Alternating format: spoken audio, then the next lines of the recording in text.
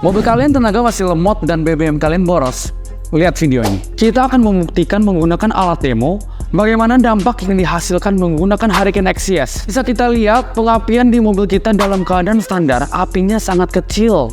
Dan sekarang kita akan pasang dengan menggunakan Hurricane XCS. Wah, luar biasa, setelah menggunakan Hurricane XCS, api yang dihasilkan jadi sangat besar. Artinya apa? Dengan menggunakan Hurricane XCS, pembakaran yang terjadi di ruang pembakaran mesin akan menjadi jauh lebih sempurna. Cukup menggunakan oktan rendah, mobil bisa jadi jauh lebih responsif dan BBM jadi jauh lebih hemat.